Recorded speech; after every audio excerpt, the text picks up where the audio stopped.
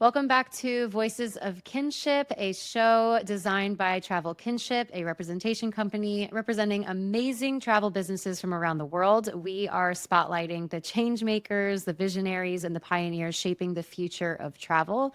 I'm Kelly Tolliday, and I'm thrilled to introduce a guest whose passion for adventure has not only built unforgettable journeys for travelers, but also lasting impact for communities around the world. So, welcome to Frank Castro, the founder of Adventure International.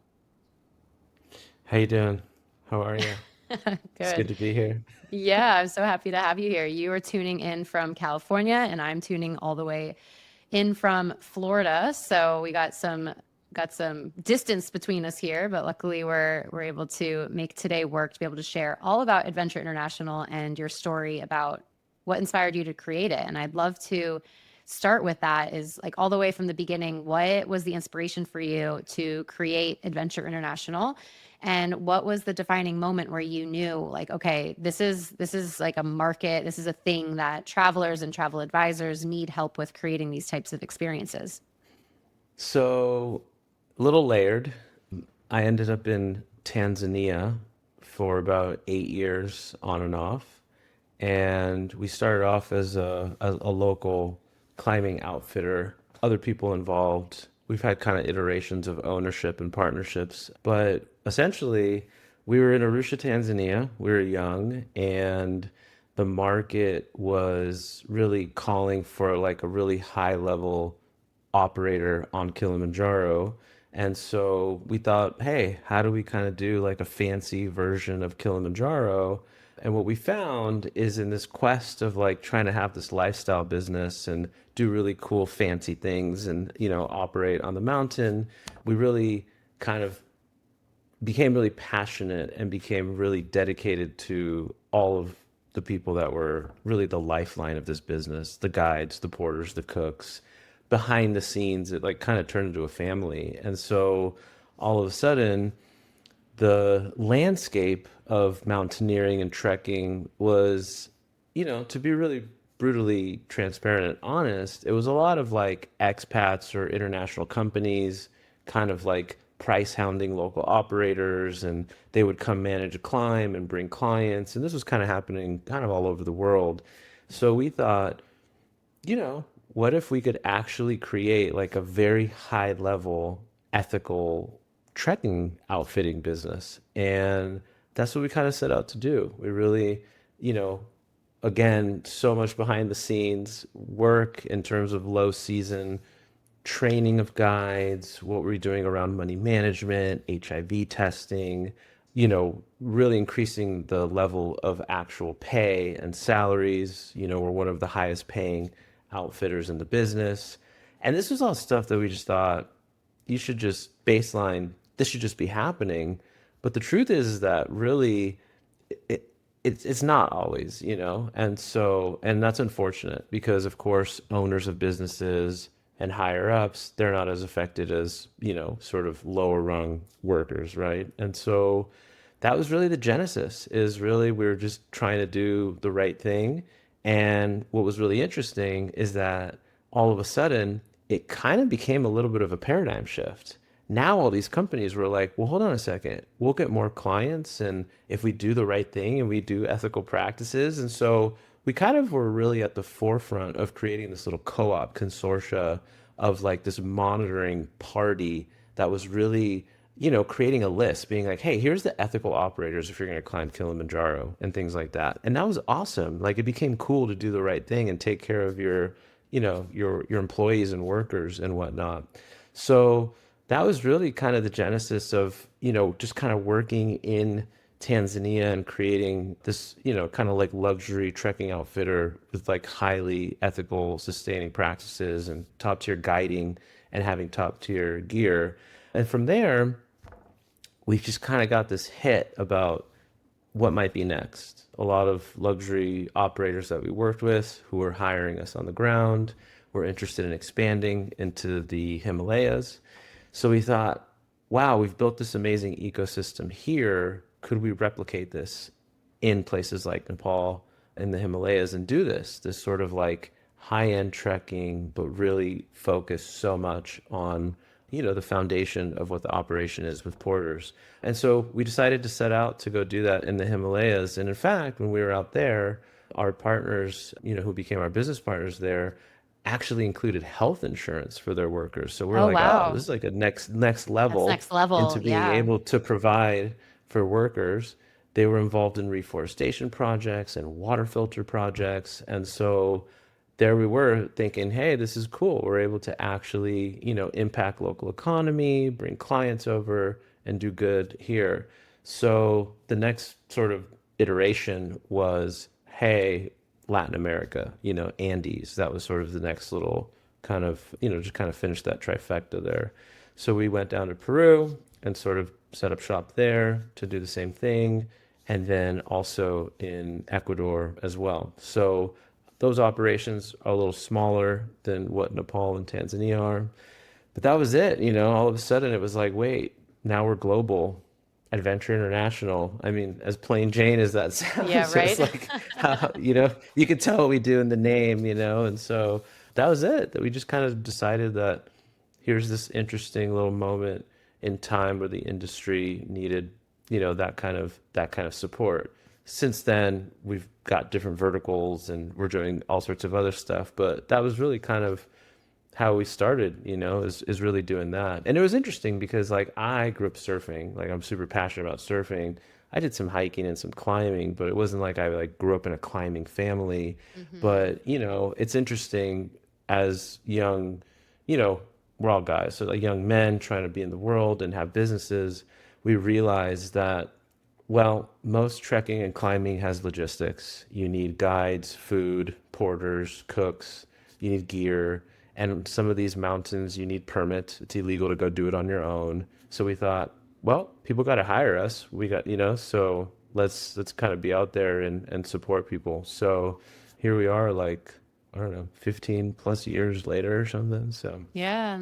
And you mentioned surf, so you do offer itineraries for families or couples that are looking for luxury surf itineraries as well. And you also do work in US national parks. So basically, when I talk to advisors, I'm like, anything adventure related, just come to me and I'll introduce you to Frank and we'll yeah. figure something out. Like Yeah. you have your hand It's in. such an interest. I know it's so interesting. We were just having this little catch-up call, and I was speaking on a panel, and they're like, "Okay, intro, you," and I'm like, "What this intro is so interesting." And so I had to kind of like wrap it up. And so what ended up happening is now we're this global mountaineering trekking outfitter, and we're working in these destinations. And now we're getting asked about, becoming involved on a deeper level, which is, hey, now we've got these ecodomes in Peru, which essentially is like this little lift in local economy, getting locals to work there. But now we've got this sort of like quote unquote property, but it's kind of not because it's like an ecodome. So it's like this Mm. light footprint place to put people. It's like glamping. And hey, that's adventurous. We're into that. Some people don't want to sleep on the ground. Now you got this dome with like a bed and a toilet and a shower. Great. Which Our whole purpose is to anyone get that's people done the Inca outdoors. Trail, anyone that's done the Inca Trail knows that having your own toilet is a very big luxury. Like Yeah, I to mean, go back like, somewhere and not be camping, and yeah, that's a so big deal. the gap in the market was you either have brick and mortar or you have camping. So here's this little sweet spot. And so now we're like, can we kind of, how does that sit in the world of what we do? So we have this little adventure portfolio which houses all of our ecodome and glamping. Because then in Nepal, the opportunity came to have this like on-demand safari camp in the jungles of Bardia, where now we're stewarding this corridor of big game between India and Nepal. And we deliver water filters to the military who help with anti-poaching. And it's this like wild, amazing product. And all of a sudden we're like, this is like, we're doing this because of conservation. I mean, literally, one or two bookings a year helps pay off this private concession. And now clients can enjoy seeing a tiger drinking water. Like for me, I'm like, that is amazing to see Hmm. tigers in Nepal and take a helicopter up to the Himalayas and go trek. And so we started getting involved in a little bit more of that. Some friends of ours were doing these safari camps in the United States, we put those outside of the national parks. So now we're bringing this like safari product to the United States. And so we kind of got into this glamping ecodome sort of ecosystem. And that was really cool. We were like, cool, that's adventurous. It's in the spirit of what we do. And really kind of cut to, I was really like this big gypsy for 15 years, like setting up product operations. I mean, I'm not really a guide, trip leading and, things like that. And then I got married and had a kid.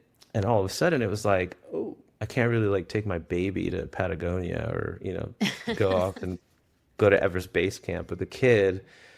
So I was like, okay, like what does this look like? I kind of went back to my roots of surfing, spending some time in Costa Rica, was, going to like Fiji and Bocas del Toro, Panama, and going down the Galapagos and surfing. And I was like, surf, travel, like what? Who does that? And so again, I looked at the market and I was like, I don't really know if anybody's really doing like surf travel. So I was like, I don't know, this could be cool. Let's do like luxury surfing, private villas and chefs and go to cool spots. And we're like equipped as like a concierge or operator. So like if people want extensions, we can operate that too. And so that was fun. It was kind of just like that was like my like I got domesticated project is like let's You're do like, I like need a this little, like Lux surf thing. yeah. And so, we've all been through some really interesting, weird times with COVID in the tourism industry. And so COVID was a big awakening because, we diversified because we were always scared. What if we have all the eggs in the Africa basket? Well, now we have these other regions that we can play with. But COVID was like, we can't even leave the country. It was like, we're locked down. And at the time, because we were involved in these safari camps in the United States, very light level, that started blowing up. Like all of a sudden, people were like, "Oh my gosh, here are these families and people have clients who normally go spend on a safari or a Galapagos trip, or they're going to Nepal and doing these big trips. Are like, what do we do? Going crazy? We're at home.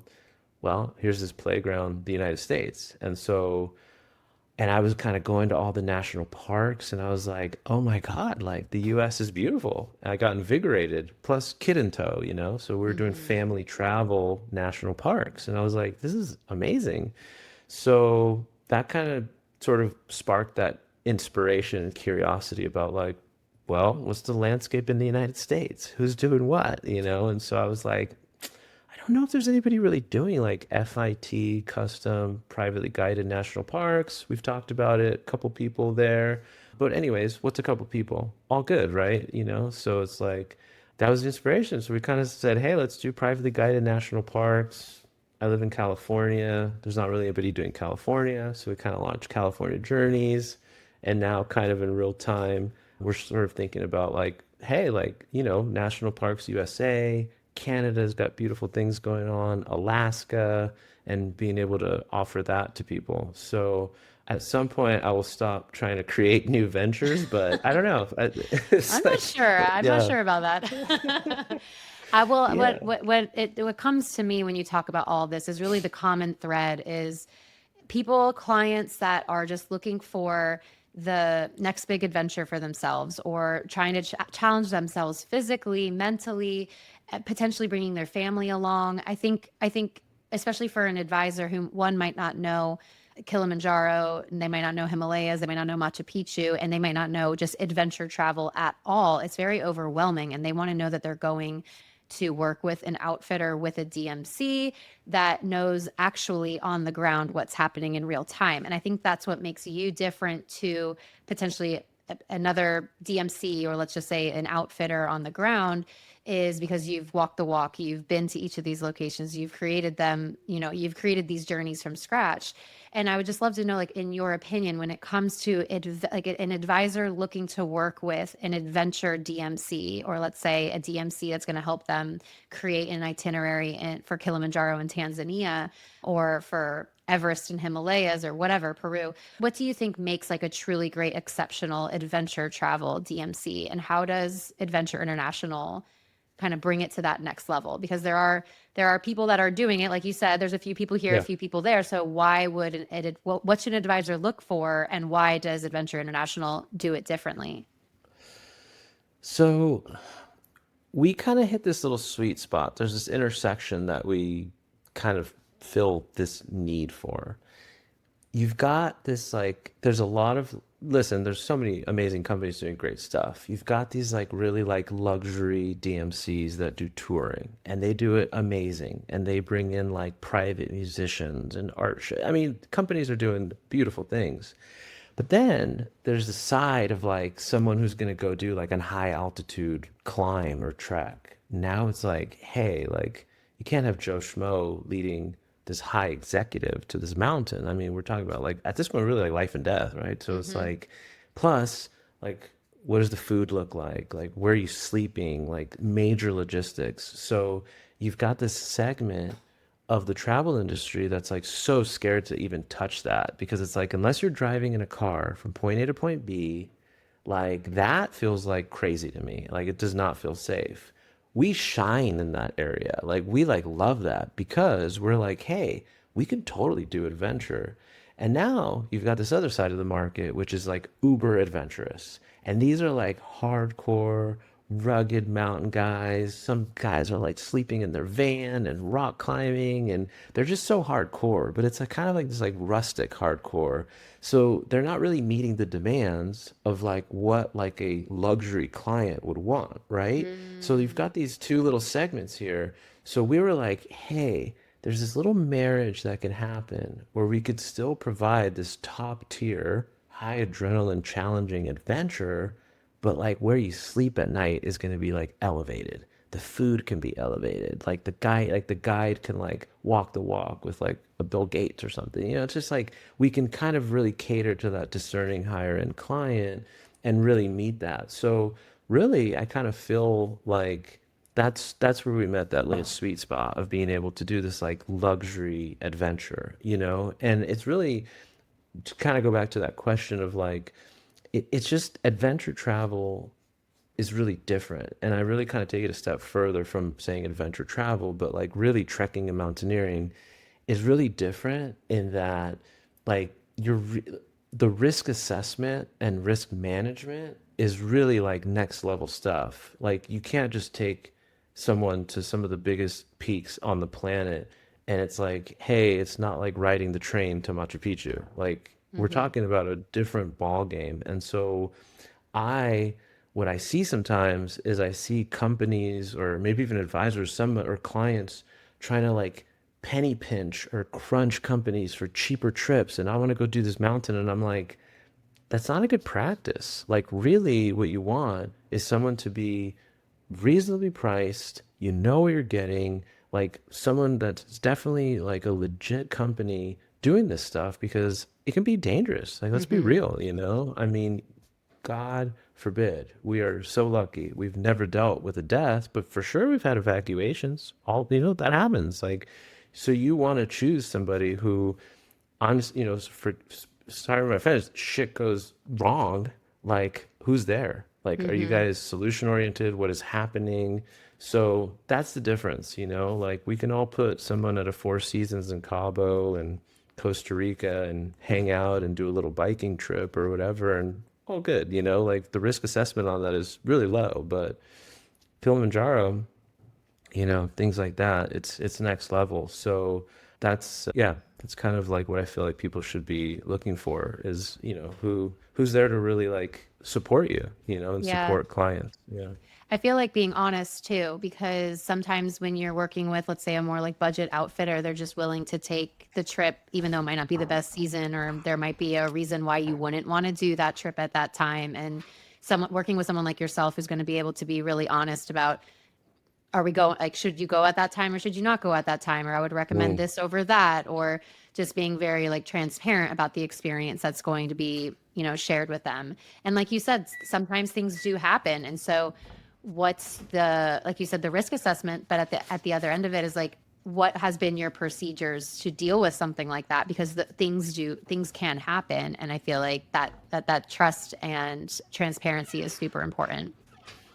So when you're talking about choosing, you know, a company to work with in terms of providing this like adventure trip, well, you know, it's really important to really find out what a client wants to do. And I just bring this up because it's happened before where people have this romantic idea about like remote trekking and like finding themselves and having this like sojourn, and then they get to a place like Kilimanjaro or Everest Base Camp and it is packed. There's a lot of people. I mean, these are like iconic places that people go hiking. So it's almost like saying like, "Oh, I want to go to Machu Picchu and there'll be nobody there and I can get my selfie." And it's like, "No, no, man. There's like hundreds of people at Machu Picchu. Like, unless you're doing some private entry or something." So I think that's also really important is figuring out what people really want to do on the ground because of course there's remote trekking and beautiful stuff to do outside of sort of these main tracks, but sometimes people just don't know better, right? And they're like, oh, just go there, go to Annapurna's. It's like there's a lot of people around, so yeah. Yeah. I think what I have found that you guys do really well is giving the it's not just about the adventure only either, is that you also give, if there's a big group of people and perhaps there's different interests that different people in the group have, or maybe, yeah, the peak of the trip is Kilimanjaro, but you're also able to tack on safari in Zanzibar, or Machu Picchu, of course, is like the peak of what people are there for, but you're also showing the other side of Peru, maybe through Sacred Valley or doing another hike or going through the lakes or Cusco.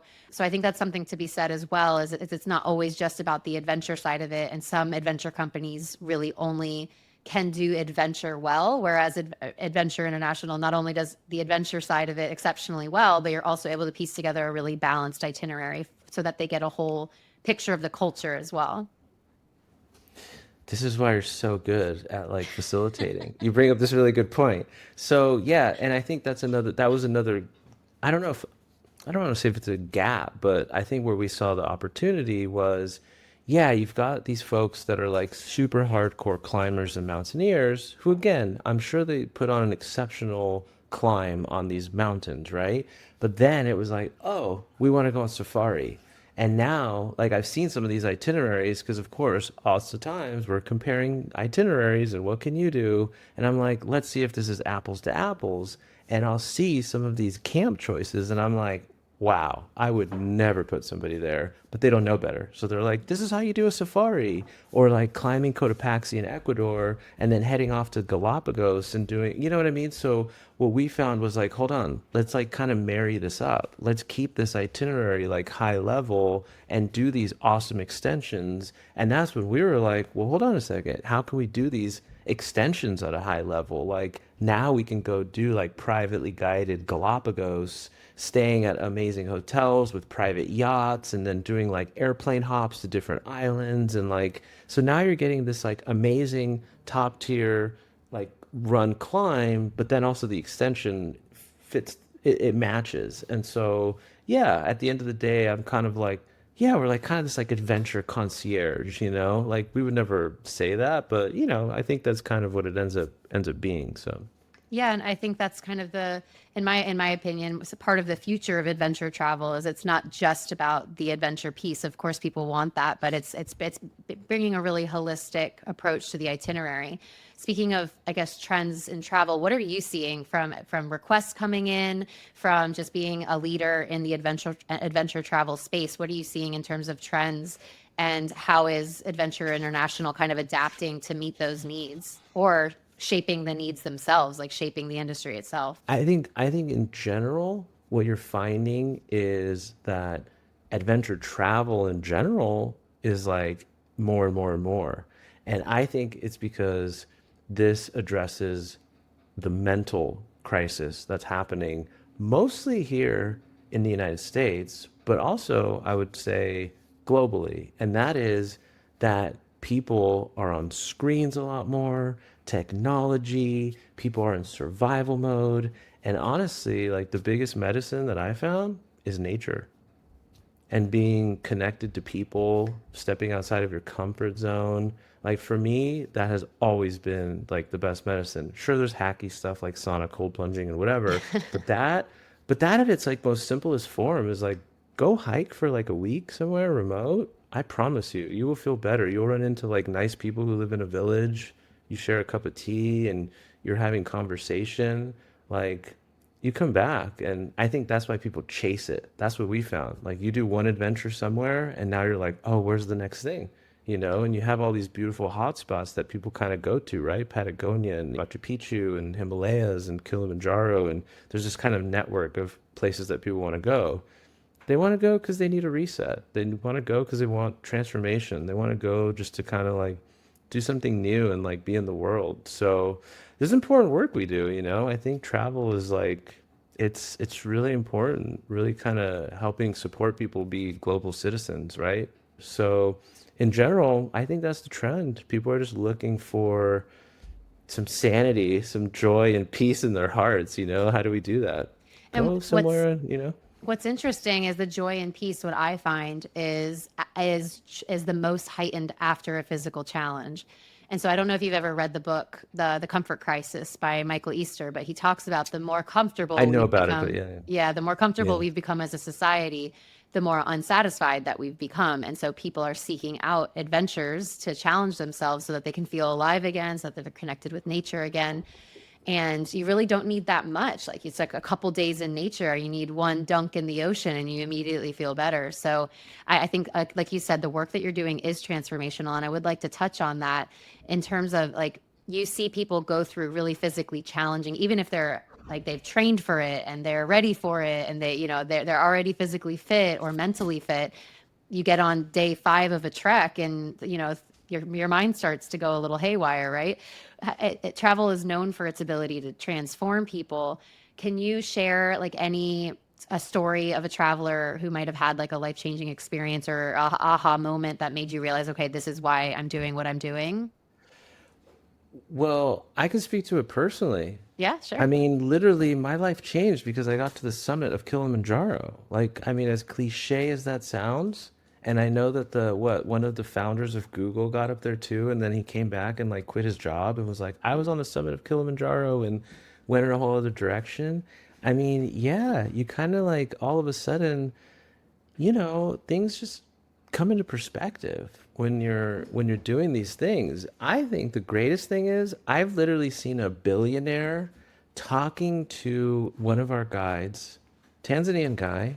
People are very simple in Tanzania. I mean, I can't tell you how much money in the bank is there, right? But that is insane that these guys are walking like they're just like walking as like human beings in this experience trying to get to the summit of Kilimanjaro. And I was like, that is so beautiful. Like right now we've like set aside our differences, but what created that was the container of that journey. It was like, hey, we're on this like similar path. We're in nature. We need each other because you're guiding and I'm here and I need to survive. And we're all here for the same purpose. And we're all super present. We're outside. We're really just like trying to keep our good spirits. And it's like, yeah, like all of a sudden you are like, oh, I'm not at my desk getting angry emails from somebody right now or the pressure of I need to make $1 million today. And, here we are. We're just on this long walk, right? There's like that saying that like that quote, that spiritual quote, right? We're all just walking each other home. Hmm. It kind of feels like that, that you're all just like, hey, what's happening with you? It doesn't matter how much money you have. People still get divorced. There's still death. There's still situations, and you're like, oh wow, like that private plane didn't protect you from this like life situation. Yeah. So, It like um, evens the playing field a little bit when you're all walking the same path. You're literally walking the same totally. path. Yeah. Yeah. Totally. And you learn a lot. I was in Patagonia and I was like speaking Spanish with this gaucho. He's cooking steak. He's got his like mate staring at Torres del Paine and he's like spitting out wisdom. I was like, wow, like I could sit with you here for like a week and just Hmm. talk about life. It was so epic. I was like, this is the magic. The magic is like this moment right now. The magic wasn't even going to like, that iconic hike. It was just sitting with this guy and just talking about life. It was like something happened. I was like, oh, I call those like God shots, those Hmm. like God shot moments. So yeah, I think it's powerful stuff without kind of getting so esoteric and shoving it down people's throats. Like Right. let them have their discovery. Hmm. Let them have their transformation because it happens. Most people, unless you like horrifically messed up a trip and people are pissed off, oftentimes, people have their own little aha moments, you know? So, Yeah. and it's the best to be able to share that with the kids, you know? I'm a big fan because, you know, I'm a parent, is family travel. Like, get your kids traveling. I just took my daughter to Tanzania on safari. Oh my gosh, she like loved speaking to the guide in Swahili and looking at animals, and she saw like how people lived, and she's like, "Oh my gosh." And I don't know, it was just so amazing. I was like, "Wow, that's cool. I'm glad you have the temperament to travel," but it was really important, you know? And so it's important to get our kids out of the little bubble. Yeah, I guess this is totally going off the cuff. I don't have a question here for this, but I'm a mom myself of a 5 and a 3-year-old, so Mm. selfishly answering this. My kids love to travel. My little 3-year-old wears a little dress from Thailand every day and asks me when we're going back. So there's like a Oh, slap in that's the face sweet. every day. I'm like, I wish we were in Thailand right now, but we're not. But Yeah. speaking of family travel, what would be, let's just say for this particular itinerary or trip to Tanzania, what would be kind of your guidelines for ages? If you got a family who's quite adventurous, and they wanted to go to Tanzania, do safaris, Zanzibar, maybe not climb Mount Kilimanjaro with super young kids, but what's kind of your guideline for something like that? Even maybe a Machu Picchu. I saw families on the Inca Trail with maybe like a 6 and a 7-year-old. Mm. So what would be kind of your personal recommendation for that kind of thing? Because we are seeing families getting way more involved with adventure travel than ever before. Yeah, I mean, you know, in terms of some of the like big climbs, a lot of times it's that like 15, 16 is sort of that like sweet spot, you know, to start getting into like major high altitude. Listen, there's been kids younger. I'm not saying it's not possible.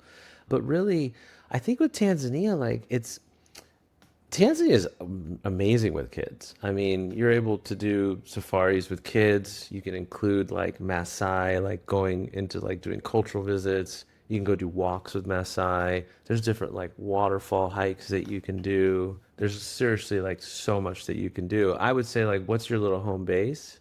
And then be able to do like some day excursions from there, you know? I would say yeah, when you're with families, it starts to turn a little bit more to like soft adventure, you know, Mm-hmm. even in Mm-hmm. Peru, staying at the eco camps is like cool, it's contained, get a nice good sleep. You can go do a little, you know, hike up to Humantai Lake or whatever. I mean, the Galapagos is like epic for kids, right? Especially if you're doing like private excursions. Hey, a lot of time to go snorkel and do some stuff or go ride a bike and check out giant tortoises and Mm-hmm. you know, so I think I think Is sometimes that some of the were you thinking Galapagos more skewing a little younger then, like 6, 7, 8, or what would? oh, for sure. Yeah, Yeah, yeah, yeah, for sure. I think the Perus, the Ecuadors can handle younger children, even Tanzania.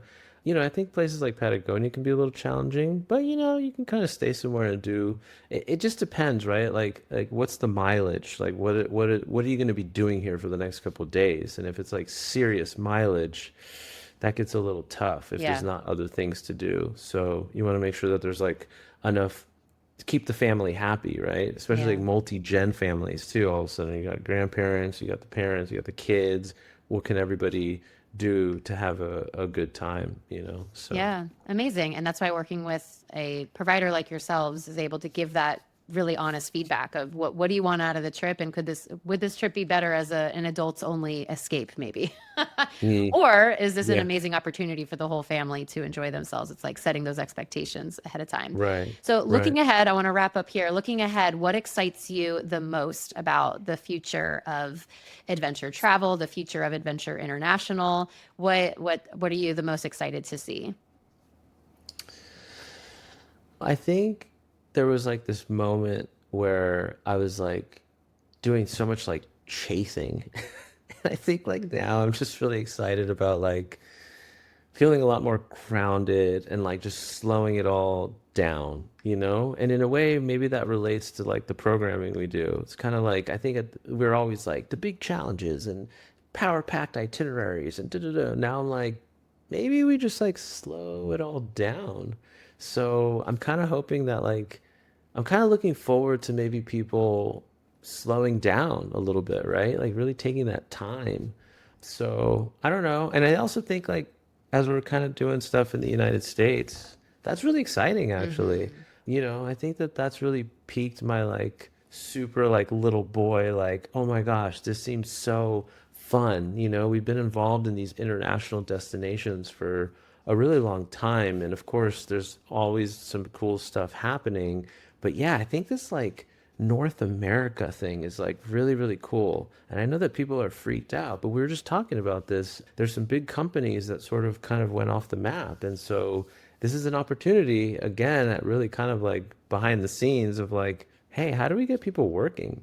So I'm excited to like create something where people can like work and like they can provide for their families and we can provide awesome experiences. And I was saying earlier, across the border in Canada, people are freaked out like that they might not have business. And so I'm like, wait, yeah, like doing stuff in Canada is awesome, and Alaska. And, we always think like, oh, people need to like abroad, we help people and get people working. But it's kind of like this mirror going, wait, what about here at home, right? Like right here, like in the backyard, like people still need to work, or they're kind of freaked out about like what's the future of travel. So I think that, yeah, like I think in the moment, if you ask me, like that's what's really exciting is, this potential of North America. So Yeah, that's amazing. And I also think we're at a really pivotal time for people to you can't appreciate and protect what you haven't experienced yet. And so there's a really pivotal moment in history to get more people to fall in love with national parks and fall in love with the nature in our own backyard, and you're able to play a hand in that with your amazing partnerships and relationships and experience. So for anyone that's listening, advisors, if you want to be connected to Frank and Adventure International for your own client trips coming up, please feel free to reach out to us here at Travel Kinship. We'll make the introduction for you. You can check out his website. Everything will be linked below in the show notes. And Frank, do you want to leave people with any way to connect with you personally or any last words of wisdom? just have them talk to you. Talk to Kelly. Kelly will guide you. No, and what I just want to end on this because it's really interesting, this full circle moment of like how we kind of started like so exotic and now we're kind of coming back to like, I grew up here, in the States. And so I was like, oh, wow, we're kind of full circle moment coming back here to like get people engaged and going out into nature so that like if they're not ready to do some of this bigger stuff, here's like the little introduction and then you can kind of start spreading out and doing the bigger stuff. We kind of started like reverse, but it's a nice little full circle moment. But yeah, I don't know, we're available on all the channels and stuff, but I think, yeah, adventureinternational.com. I don't know, there's so many, it's like so many ways. That's why I'm like, talk to Kelly. Just talk to Kelly me. will All guide you. good. Kelly at Yeah, travelkinship.com. Feel free to reach out. That's yeah. awesome. Thanks, Frank. I appreciate your time. Okay, cool, awesome, thank you so much.